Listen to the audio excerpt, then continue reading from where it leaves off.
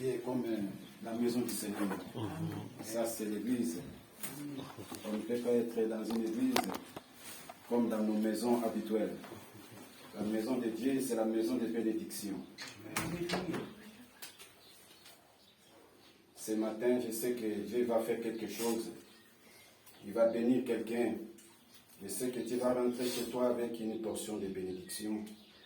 Et nous allons lire un passage biblique.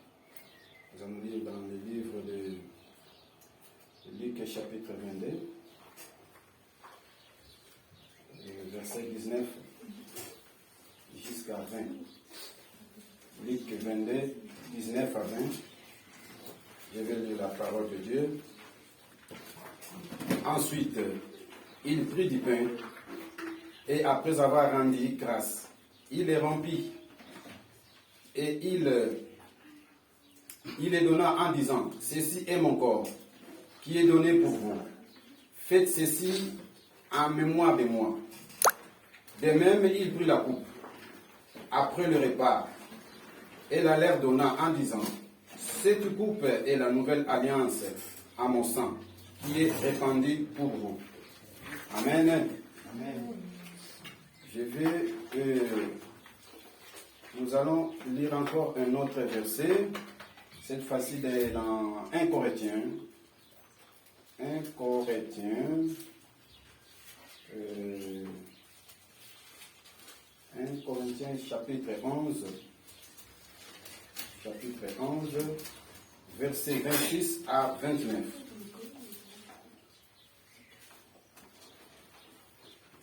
Je vais lire la parole de Dieu.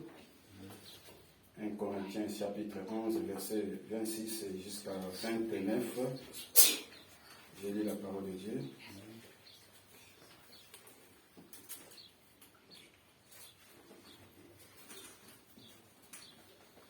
Attendez, s'il vous plaît.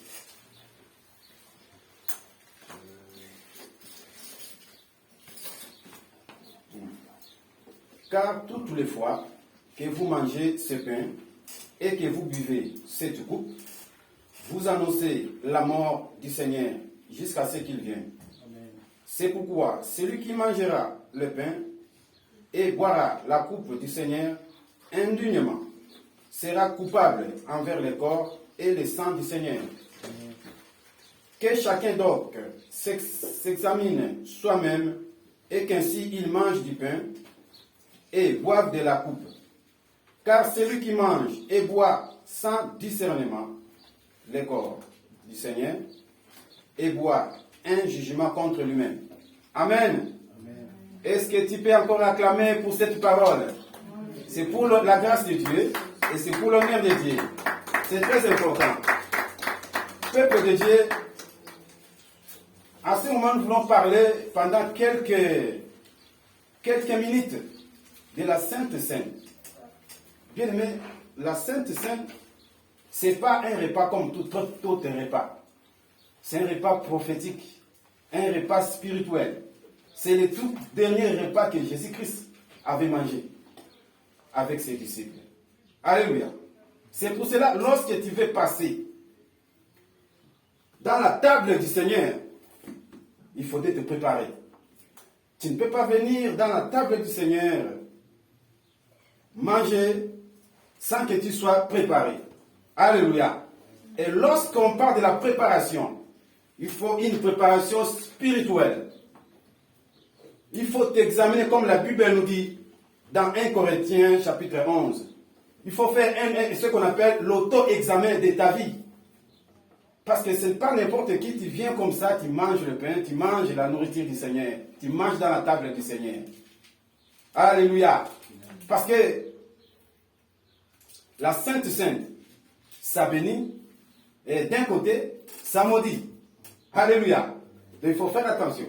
Ça bénit et ça maudit. Et si tu veux être béni à travers la Sainte Seine, il faut être un disciple.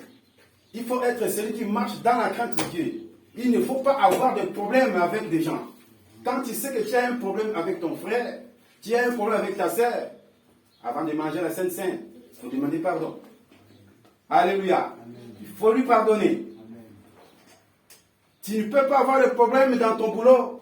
Tu ne peux pas avoir les problèmes dans ta maison, avec ton mari, avec ta femme, avec tes parents, avec tes enfants, avec je ne sais pas qui. Mais tu viens, tu passes dans la table du Seigneur. Là, tu cherches la malédiction. Alléluia. Là, tu cherches la malédiction, bien-aimé. La Sainte Seine, lorsque nous parlons des Sainte Seine, nous pensons beaucoup plus à la mort et à la résurrection de Jésus-Christ. Résurrection de Jésus-Christ. C'est très important. Et pendant cette période de Sainte Seine, nous pouvons comprendre que nos péchés nous ont été pardonnés. Et pendant cette période également, nous pouvons dire que nous pouvons aussi être remplis du Saint-Esprit. Lorsque tu passes dans cette table du Seigneur pour manger la Sainte Seine. Alléluia. Bien-aimés, la force d'une église, ou la force de l'église primitive et les apôtres, c'était la Sainte Seine. Parce qu'ils mangeaient de temps en temps. Malheureusement, nous, aujourd'hui, on célèbre la Sainte Seine pendant une période donnée. Juste une période donnée. On peut passer toute une année, mais on fait la Sainte Seine peut-être une fois, 2 fois. Oui, il y a des raisons X, Y. Il y a des raisons. Mais la force de l'église primitive, avec les apôtres, c'était la Sainte Seine. Parce qu'ils les mangeaient de temps en temps. C'est pour cela, si je vais manger la Sainte Seine, il faut être disciple de Jésus. Et lorsque tu es disciple, parce qu'un disciple, c'est celui qui marche comme Jésus. C'est celui qui respecte les Écritures. C'est celui qui craint la parole de Dieu. C'est celui qui respecte la parole de Dieu. C'est celui qui ne fait pas n'importe quoi. C'est celui qui respecte cette Bible. C'est ça un disciple. Et lorsque tu es un disciple, même chez toi, tu peux célébrer la Sainte Seine. Pardon. Même chez toi à la maison, tu peux célébrer la Sainte Seine en famille. C'est très simple. Il suffit de prendre le pain, parce que le pain a une signification. Le pain symbolise le corps de Jésus. La Bible nous dit, il n'y a pas seulement le pain, il y a aussi le vin. Et le vin symbolise le sang de Jésus.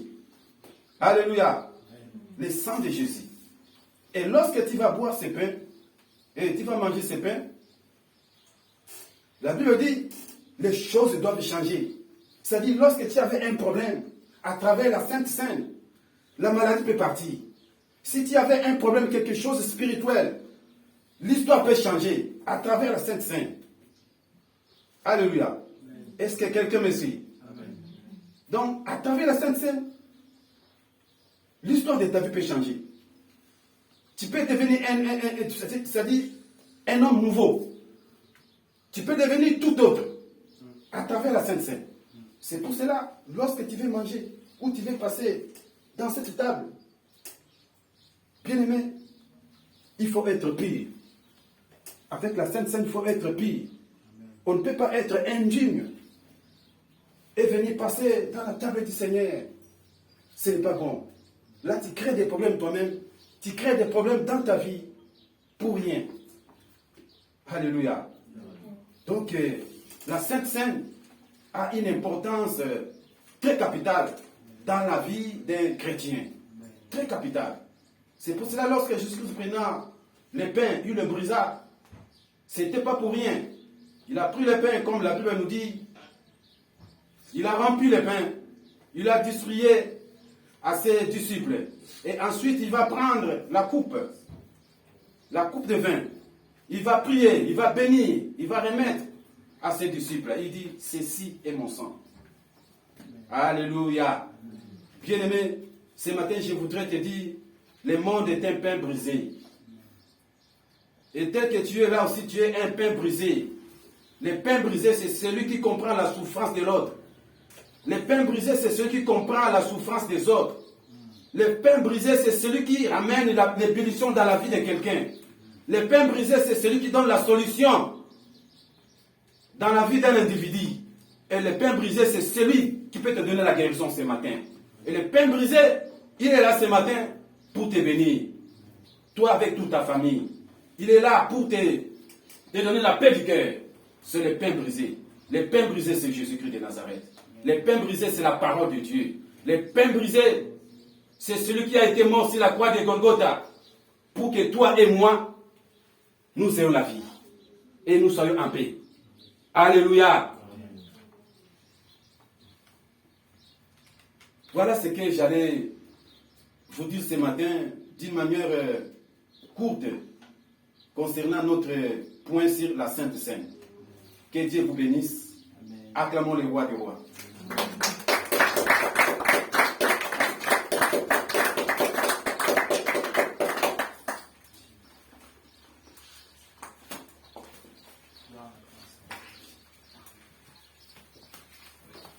Amen. Et ceux qui sont baptisés peuvent se lever pour recevoir le pain et le sang du Seigneur.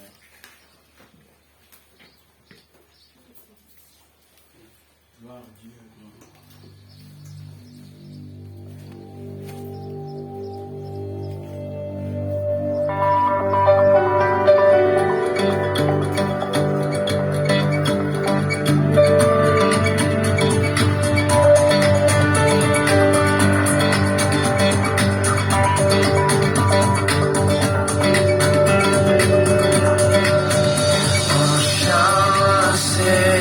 Lève les yeux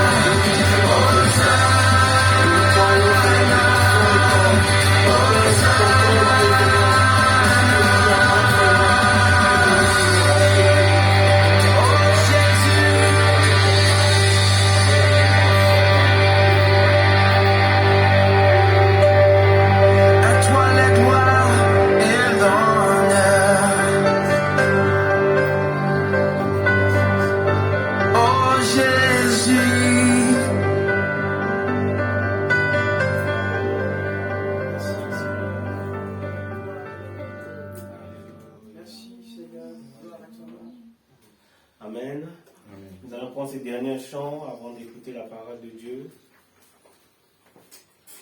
Voilà, c'est encore ce moment de louange, ce moment d'adoration, c'est le moment que voilà, tu peux exprimer tout ce que tu as dans le cœur à ton Dieu. Et voilà, il est là, nous savons qu'il est là, parce qu'il a dit dans sa parole, là où une ou deux personnes sont réunies en son nom, il est là. Et nous ne sommes plus qu'une ce matin, nous sommes plus que deux ce matin. Et nous croyons que sa présence est là, nous croyons qu'il est là au milieu de nous. Alléluia.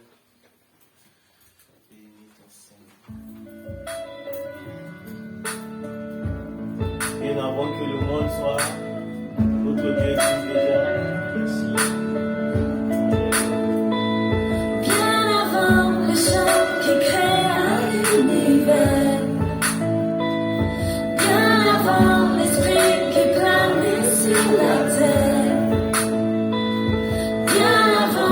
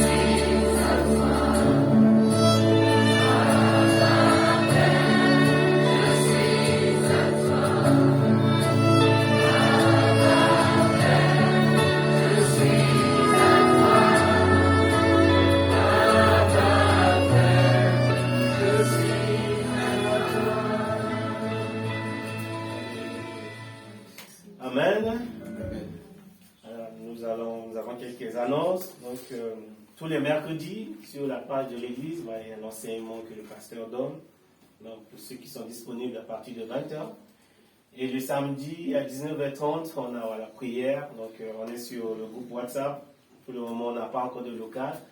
Mais voilà, on a des contacts maintenant avec la communauté de communes. Voilà, donc pour pouvoir avoir un local où on peut se réunir. Normalement, ce matin, on devait être nombreux, mais voilà, comme il n'y a pas assez de place, on est obligé de limiter le nombre. Il y a encore les protocoles sanitaires qui sont encore là. Voilà, donc on essaie de limiter le nombre. Voilà, nous continuons à prier pour ce local, que voilà, le Seigneur puisse toucher le cœur des responsables de la communauté de communes de Beaujolais, pour pouvoir avoir un local, pour pouvoir nous réunir ensemble et prier et louer le Seigneur. Amen.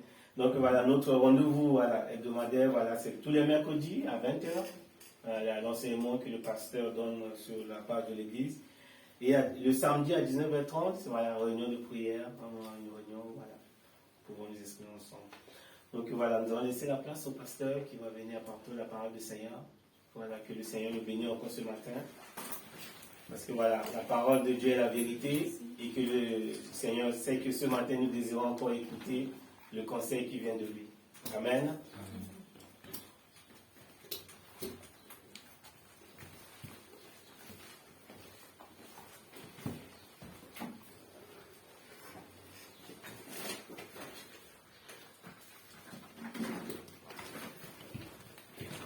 Bonjour à tous et à toutes. Nous sommes dans la joie ce matin d'être ensemble et de partager la parole de Dieu. Merci pour des frères et sœurs qui sont venus nous visiter ce matin et nous sommes dans la joie de vous accueillir. Que le Seigneur vous bénisse et bénisse cette journée d'aujourd'hui. Nous allons rapidement, sans tarder, partager la parole de Dieu ce matin. Et ce qui est important pour nous, c'est la parole de Dieu. Et nous allons rapidement prendre notre Bible dans Somme au chapitre 37.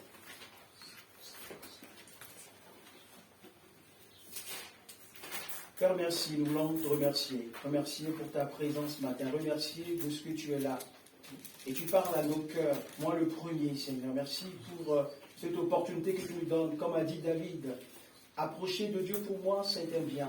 Et nous voulons te dire que tu nous as fait du bien ce matin et que tu nous as mis en ta présence. Et nous voulons écouter ta voix, Seigneur. Parle à nos cœurs ce matin.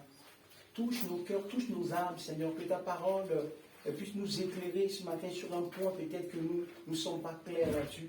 Et nous voulons, Seigneur, que tu parles à nos cœurs, que le Saint-Esprit bénisse cette instance pour la gloire de nom de Jésus. Amen.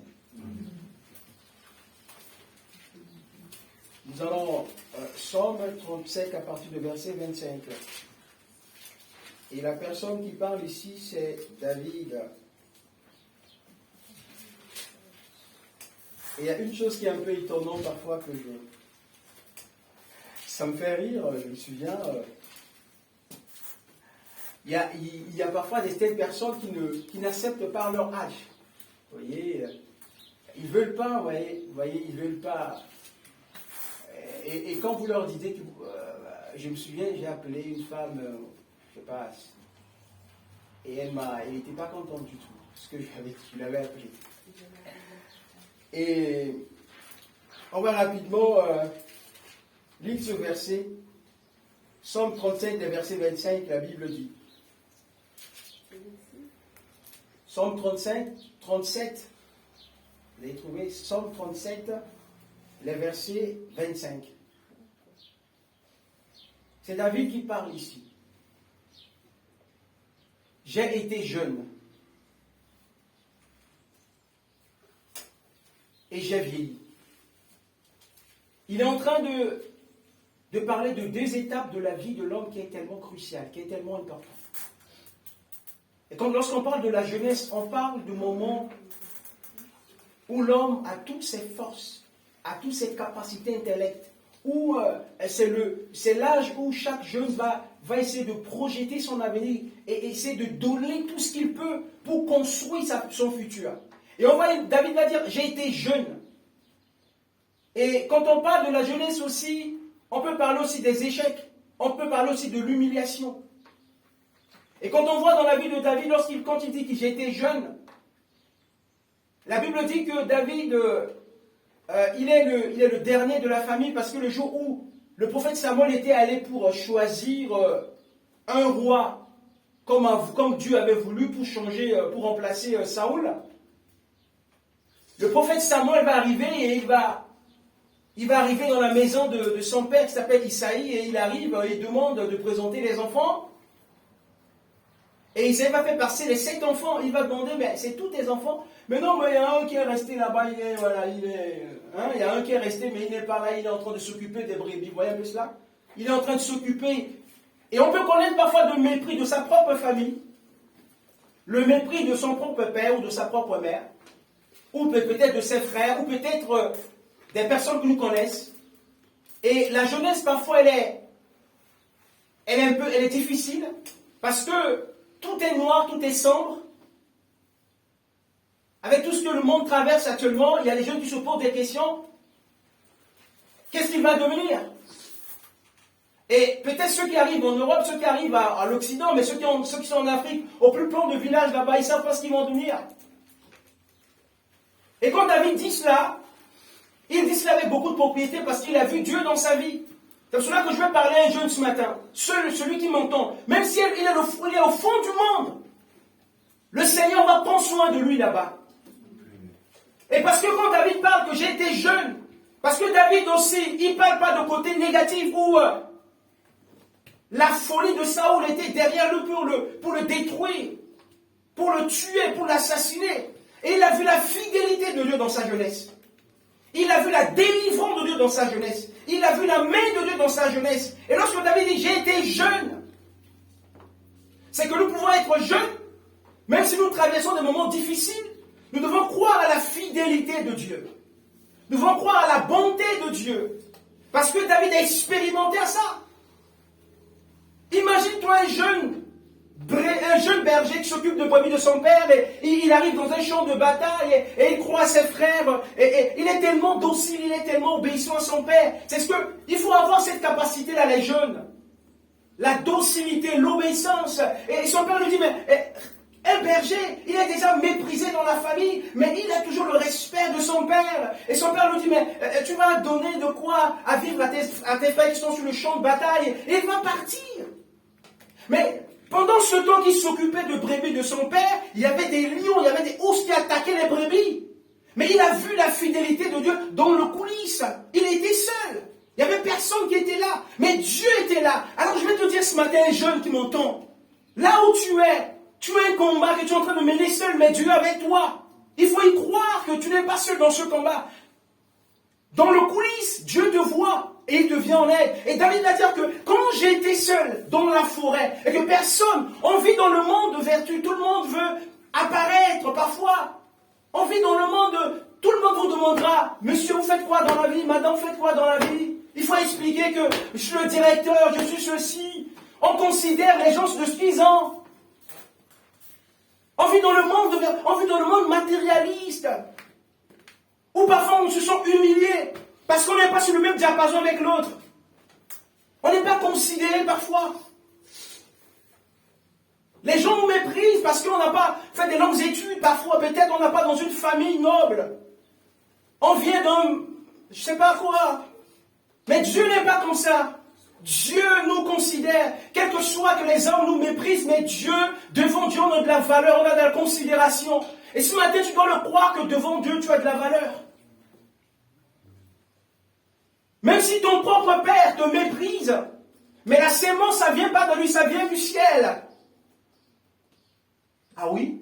Parce que lorsqu'on était embryon, Dieu prenait soin de nous. Dieu prenait soin. Et là, David va dire, il était dans la brousse seul. Dieu était avec lui là-bas. Et le jour où il va amener de quoi vivre à ses frères, il arrive là, il voit un géant, un gars qui s'appelle Goliath, qui est en train de humilier l'armée d'Israël. Et il va dire, mais quel est ce incirconcis? Et ses frères disent, mais arrête ton orgueil là, t'es vaurien toi. Mais retourne là-bas, tu s'occupes de tes brebis, de ton père là. Tu viens faire quoi ici? Quelque part, parfois, les gens peuvent nous dire ça. Mais toi, t'es rien. T'arrives pas, toi. toi t'es nul. C'est pas ce que Jésus te dit. C'est pas ce que Dieu te dit. Dieu te dit que tu peux. Parce qu'il est avec toi. Si c'est difficile, il est avec toi et tu arriveras. Et quand David dit cela, il dit, mais Goliath le voit, et même Saoul lui dit, mais toi tu veux combattre avec cet homme-là? Mais c'est un guerrier dès sa jeunesse, mais toi tu peux pas. Mais il a expérimenté la fidélité de Dieu en coulisses. Je te dis ce matin,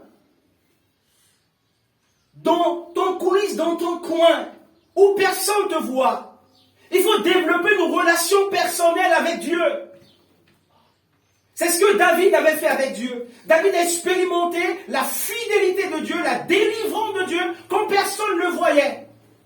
Et lorsqu'il était arrivé, Saoul me dit, mais non, mais je te donne mon ténure et tu vas porter comme ça, tu vas. Il a dit, non, j'en ai pas besoin parce que Jésus est avec moi. Mes frères et mes sœurs, s'il n'y a personne dans ce monde pour t'aider, Jésus va t'aider. S'il n'y a personne que tu peux compter sur lui pour t'en sortir, Jésus, tu peux compter sur lui. C'est lui seul que tu peux compter sur lui, tu peux espérer sur lui.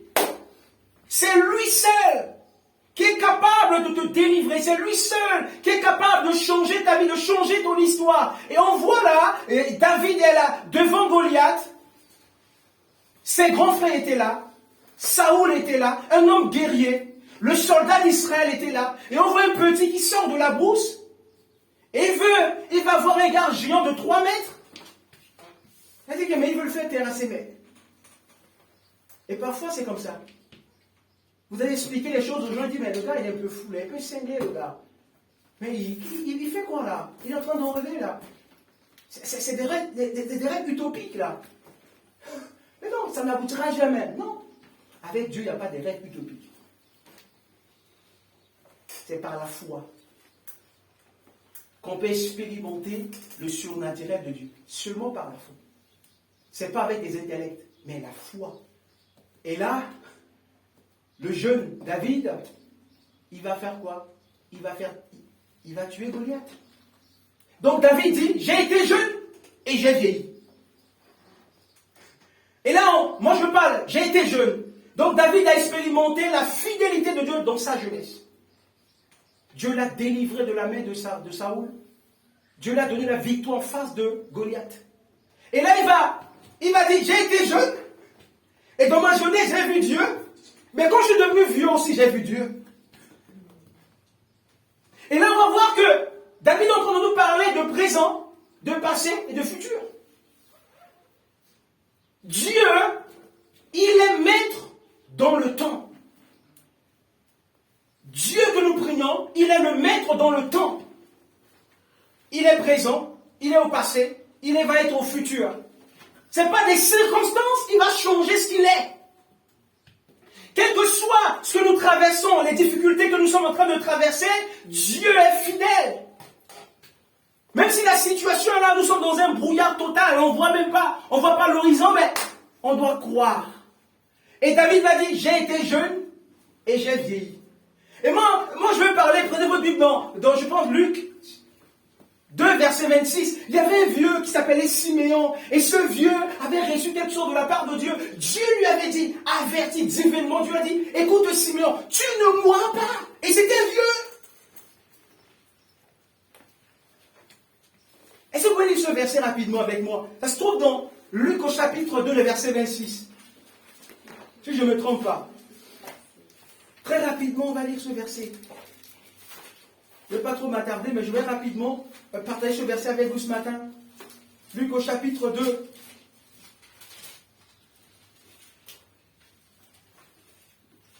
Il avait été divinement averti par le Saint-Esprit qu'il ne mourrait point avant d'avoir vu le Christ. Et imaginez-vous, cet homme vieux qui s'appelait Siméon. Et comme David dit, j'ai été jeune et je suis devenu vieux. Même si on est vieux, même si on a 50 ans, on a 60, on a 70, on a 80 ans, et que Dieu nous a promis quelque chose, il va le faire. Parce que Dieu, il est fidèle. Il est fidèle dans ses promesses, dans ce qu'il nous dit. Dieu ne ment jamais. Ce que Dieu dit, c'est ce qu'il va faire. Et la Bible dit que cet homme qui s'appelle Siméon, divinement averti. C'est-à-dire qu'il il a reçu un message venant de Dieu. Et Dieu va lui dire que toi, Siméon, ça veut dire que tu ne mourras pas. Amen. Sans avoir voir le Messie. Le verset comme le frère vient de lire. C'est celui qui l'a parlé, c'est quoi? Il avait été divinement averti par le Saint-Esprit. Nous qui sommes là ce matin, peut-être il y a des personnes qui ont reçu une parole. Moi, je l'ai reçue, moi. Moi, chaque fois, parfois, je reçois quelque chose de Dieu, je réveille mon épouse la nuit pour dire, écoute, Dieu j'ai vu ça. Et il y a des choses que moi j'ai vues, je n'ai pas encore expérimenté. Je suis impatient, vous voyez. Je ne sais pas si vous êtes comme moi. Je suis tellement impatient actuellement. J'ai vu tellement des choses. Là, je dis, mais Seigneur, je veux voir. Mais vous voyez, nous sommes parfois impatients. Et j'ai dit, Seigneur, je t'en supplie. Je vais vivre quand même peut-être une petite portion de ce que tu m'as montré déjà. Mais on voit là ce temps âgé, qui est déjà fatigué, et que Dieu va lui dire qu'il ne meurt pas, sans avoir voir le Messie. Parce que Dieu, lorsqu'il nous dit quelque chose, il le fait.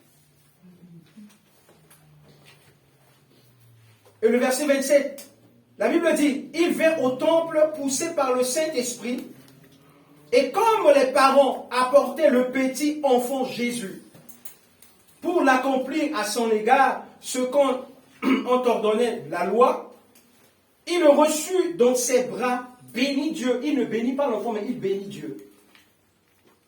Et là, David dit, j'ai été jeune et j'ai vieilli. C'est-à-dire que dans notre vieillesse, on va expérimenter la grâce de Dieu, la bonté de Dieu. Parfois, les gens pensent que la vieillesse, c'est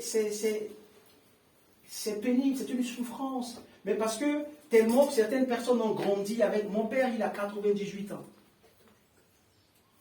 Et lorsque même mon épouse l'appelle souvent, on parle avec elle, avec lui, c'est comme si...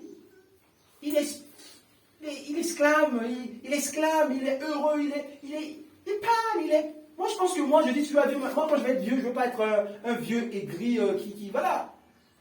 Parce qu'avec le Seigneur, quand on devient vieux, on doit être heureux quand même. On doit être aimable quand même. On ne doit pas être les vieux aigris. Non. David dit, j'ai été jeune, j'ai vieilli.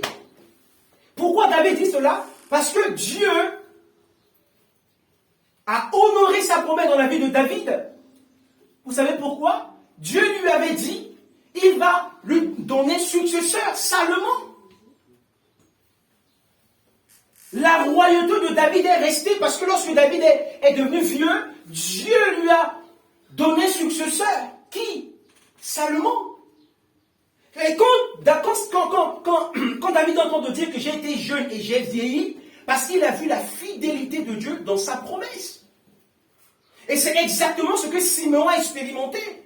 Au moment où Simeon venait au temple, il ne savait pas, il était poussé par le Saint-Esprit. C'est-à-dire qu'il est resté à la maison, quelqu'un lui dit, va à l'église ce dimanche.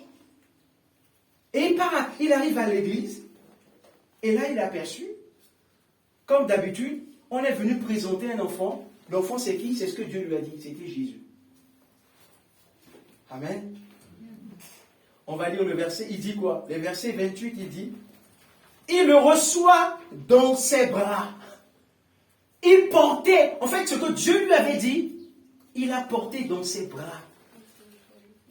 Il a porté le bébé, il a pris Jésus comme ça. Vous imaginez ça? Comment c'est extraordinaire que quand Dieu... Et la Bible dit, qu'est-ce que la Bible dit? La Bible dit, il le reçoit dans ses bras et bénit Dieu et dit, maintenant, écoutez, moi c'est ce que je vais dire à Dieu, Seigneur, moi je ne veux pas être un vieux, quand j'aurai 80 ans, tout ça, je vais être un vieux, quand je vais avoir 80 ans, que je puisse être un papa, un vieux papa qui va bénir les gens. Et là, qu'est-ce que la Bible dit? La Bible dit, maintenant, verset 29, maintenant Seigneur, tu laisses ton serviteur aller en paix selon ta parole. Il dit, Seigneur, maintenant je peux mourir en paix. Maintenant tu peux prendre mon âme. Ta promesse s'est matérialisée dans ma vie. Ce que tu m'as dit, tu l'as fait. Maintenant je veux partir. J'espère qu'il était fatigué, qu'il voulait partir. Il dit, maintenant, laisse ton serviteur partir en paix. Et là, David dit, j'ai été jeune, j'ai vieilli. Et la troisième chose, ici, on va voir, j'ai été jeune, le premier. Deuxième, j'ai été vieux. Je n'ai jamais. Et il insiste. Il insiste. On retourne sur notre verset de Psaume 37, rapidement. Il va dire quoi? Le verset 25 de Psaume 37. Et moi,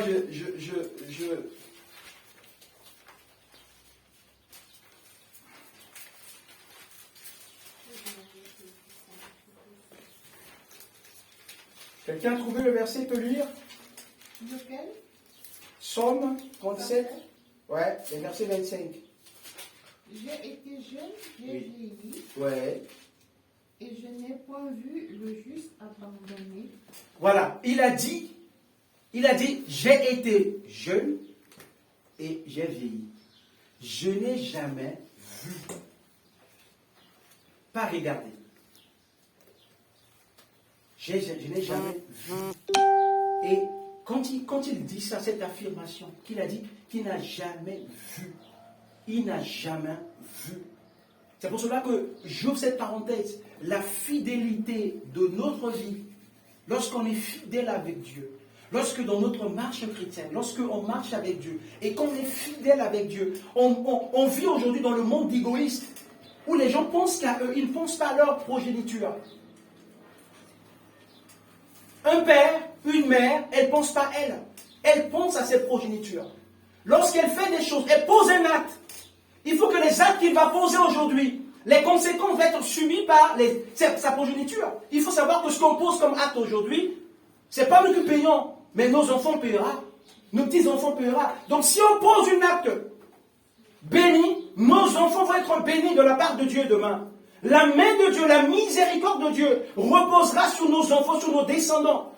Quel que soit ce qu'ils vont faire à plus tard, mais la miséricorde de Dieu sera sur leur vie. Et David a dit, j'ai été jeune et j'ai vieilli. Je n'ai point vu le juste abandonné, c'est-à-dire que délaissé. Se laisser à lui-même, se délaisser par Dieu. Non, il a dit, j'ai été jeune. J'ai vu Dieu dans ma jeunesse, j'ai vu Dieu dans ma vieillesse, mais je l'ai déjà vu. Il ne m'a jamais abandonné. Cela veut dire qu'on ne va pas souffrir? Non. On va souffrir. On va avoir des attaques, on va avoir des combats, mais la fidélité de Dieu va nous accompagner toujours. La délivrance de Dieu va nous accompagner toujours. La main de Dieu sera toujours là avec nous pour nous accompagner. Et David encore de dire, j'ai été jeune et j'ai vieilli, je n'ai jamais vu le juste. Le juste est celui qui a donné son cœur à Jésus. Et le juste est celui que Jésus a justifié par son sang, par la foi. Et ce juste-là, dont David est en train de parler, et ce juste n'est pas abandonné par Dieu. Et ce matin, crois-le que Dieu ne t'a pas abandonné. Crois-le que les difficultés que tu es en train de traverser, Dieu t'a oublié. Non, Dieu te dit, il ne te délaisse pas. Il pense à toi. Tu es le prunelle de Dieu. Dieu ne t'abandonne pas. Et David va dire, j'ai été jeune, j'ai vieilli. Et il continue ses pensées. Et je n'ai point vu le juste abandonné, délaissé par Dieu. Ne te pose pas cette question à toi-même. De dire que, mais regarde-moi ce que je vis. Personne ne s'occupe de moi, personne ne prend soin de moi. Non. Dieu, il ne te délaisse pas. Il ne t'abandonne pas. Même si tu es malade, tu es en train de souffrir là. Il y a certaines personnes qui sont malades et il n'y a pas la guérison et qui viennent et ils voient que la maladie est là, la maladie est là, la souffrance est là. Et ils pensent que c'est comme si le ciel est fermé sur eux. Mais la bonté de Dieu est là pour toi. Dieu ne te dit ce matin, il ne t'abandonne pas, il ne te laisse pas. Il est avec toi. Crois-le ce matin. Que Dieu ne t'abandonnera jamais. Jamais. Et comme a dit David a dit ça parce qu'il a vu Dieu. Et il va encore trop loin. Il va encore loin. Il dit, écoute, je n'ai jamais vu le juste abandonné. Et il va revenir. Écoutez ce qu'il va dire. Il va dire, ni sa postérité mangent son pain. aller demander au voisin pour avoir un petit morceau de pain. Non, David est en train de dire que même sa progéniture, ses petits-enfants n'ont jamais été cogner à la porte de voisin pour demander un petit morceau de pain. Parce que Dieu en prend soin toujours. Et ce matin, je te dis, la bonté de Dieu va être avec toi et va être avec tes enfants. Amen. Et David dit cela avec beaucoup de propriété. Parce qu'il a vu la bonté de Dieu. Il a expérimenté la bonté de Dieu. Et il a dit même mes enfants ne vont pas aller mendiant du pain. Parce que le Seigneur prendra soin, même si je ne serai pas là. Alors ce matin, j'aimerais te dire, même si tu ne seras pas sur cette terre des vivants, Dieu prendra soin de tes enfants. Dieu prendra soin de tes petits-enfants. Parce que David a dit, je n'ai pas vu ni ces postérités mendiant leur pain. Amen. Parce que Dieu prend soin. Amen. Dieu verra ça. Alors ce matin, crois-le. Et comme a dit David, j'ai été jeune et j'ai vieilli. Dieu ne t'abandonnera pas. Quelles que soient les difficultés que tu traverseras, il sera toujours là. Amen. Amen. Alors, crois-le ce matin. Saisis-le ce matin. Ça veut dire que Dieu, il est dans toute la vie. J'ai été jeune et j'ai vieilli. Il ne faut pas que les gens, parfois les jeunes ou les vieux, pensent que Dieu les abandonne. Mais David dit, j'ai été jeune, j'ai vieilli. Dieu ne m'a jamais abandonné, même quand j'étais vieux. Et même les jeunes, sachez-le, même si vous traversez des moments difficiles, Dieu est avec vous. Est-ce qu'on peut s'incliner la tête ce matin pour prier, pour remercier Dieu? On va ce matin remercier Dieu. On va ce matin parler à Dieu. David a dit, j'ai été jeune et j'ai vieilli. Je n'ai jamais vu le juste abandonné par Dieu. Dieu ne t'abandonnera jamais. Il n'abandonnera jamais tes enfants. Il n'abandonnera jamais tes petits-enfants.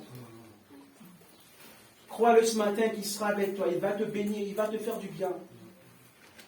Seigneur, nous voulons te bénir ce matin. Nous voulons te remercier pour ta bonté, pour ta fidélité. Et comme a dit David, David a expérimenté ta fidélité. Il a expérimenté ta providence. Et tu as pourvu pour son trône. Tu as placé Salomon sur le trône. Et ce matin, je vais prier, Seigneur, pour mes frères et sœurs. Je vais prier pour tous ces jeunes. Pour toutes les personnes âgées ce matin. La fidélité de Dieu est toujours là pour nous. Et la fidélité de Dieu va au-delà de cela. Il va atteindre nos petits-enfants. Oh Seigneur, merci.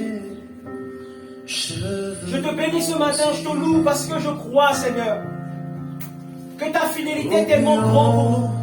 Alors Seigneur, répands ta grâce sur ton église ce matin. Répands ta grâce sur mon frère, sur ma soeur. Celui ou celle qui passe dans les difficultés, dans les moments difficiles et qui ne croit que tu l'as abandonné, que tu l'as délaissé. Mais tu dis ce matin, tu ne l'as pas délaissé, tu ne l'as pas abandonné. Tu es là à côté d'elle.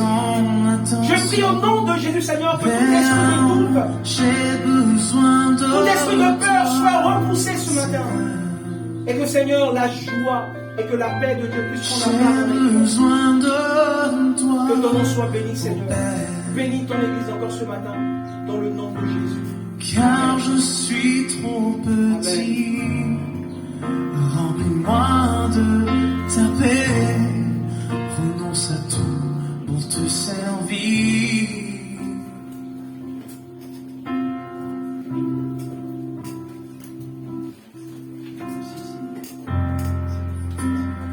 Entre chez moi, entre dans ma vie et renouvelle ma structure, guéris toutes mes blessures. Ouais, Seigneur, ce matin, tu nous accueilles comme nous sommes. La sainteté, Nous soyons jeunes, je Dieu. ne veux aimer que toi. Tu es ce Dieu, Seigneur, qui nous Car le choisit pas par Seigneur rapport à est notre âme. mon trésor. Tu nous aimes par rapport à notre cœur, notre Fais le fidélité. miracle en moi. David était un jeune docile, obéissant.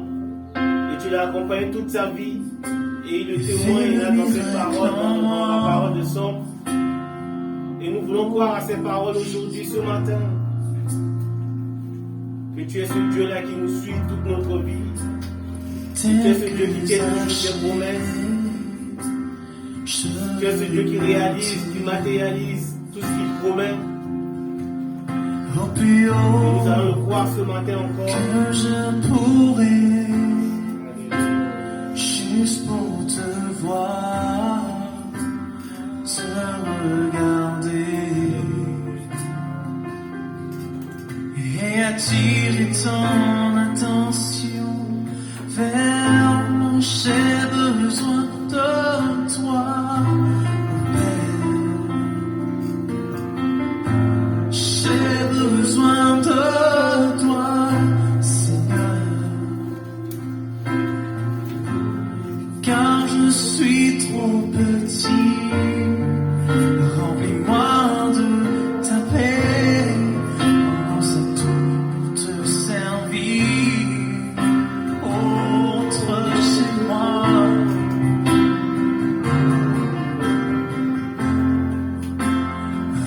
entre chez moi, entre dans ma vie et renouvelle ma structure et toutes mes blessures. Enseigne-moi la sainteté, je veux aimer que toi, car le Seigneur est mon grand trésor. Fais le miracle en moi, oh Seigneur, et fais le miracle en moi. Entre chez moi, entre chez moi, entre dans ma vie, renouvelle ma structure et guéris toutes mes blessures. Enseigne-moi la sainteté, je ne veux aimer que toi, car le Seigneur est mon grand trésor. Fais le miracle en moi.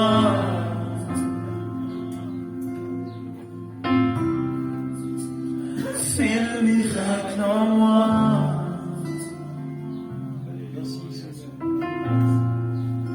Et fais le miracle en moi.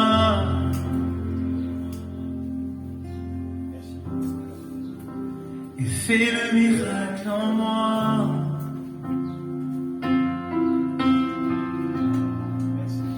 Et fais le miracle en moi.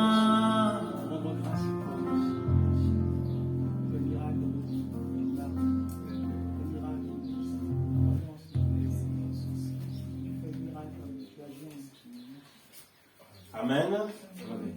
Merci pour ces paroles, merci pour les conseils du Seigneur. Avant de clore ce moment, nous allons passer aux offrandes. Et ceux qui nous suivent à Icône Interposé, vous pouvez aller sur la chaîne YouTube de l'église. Vous verrez le numéro de compte de l'église si vous voulez donner vos offrandes ou vos dîmes.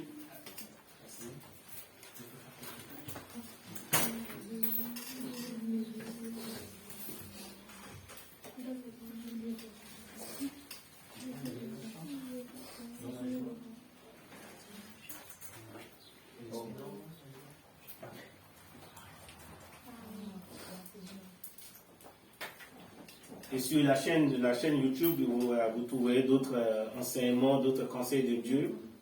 Nous mettons chaque semaine les enseignements, les conseils de Dieu sur notre chaîne. Donc voilà, si vous avez besoin d'écouter la parole de Dieu, si vous voulez être affermi, voilà, il y aura beaucoup de conseils que nous avons déposés, que vous pouvez suivre. Et n'oubliez pas notre rendez-vous tous les mercredis à 20h et les samedis à 19h30. Que Dieu nous bénisse. Nous allons prendre ce dernier chant, on va se lever ensemble pour prendre ce dernier chant qui va dire que nous sommes dans la joie. Nous sommes dans la joie parce que Dieu nous a parlé. Nous sommes dans la joie parce que Dieu nous a bénis. Alors, nous allons danser comme David pour lui témoigner notre gratitude. Tout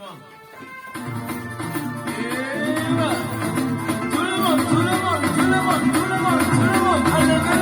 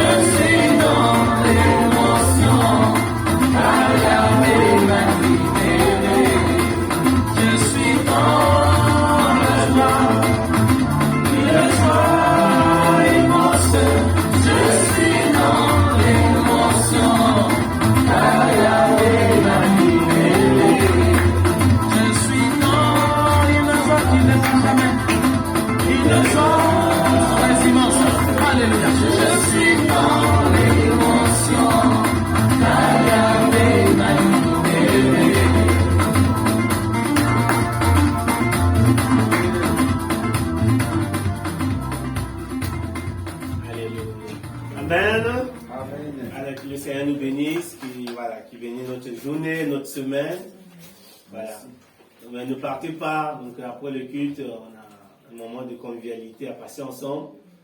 Donc ne partez pas, on sait que vous avez fait de la distance pour être là. Et qu'il est déjà midi, donc restez, on va passer un moment ensemble. Amen. Que le Seigneur nous bénisse. Que le Seigneur vous bénisse aussi de loin là-bas.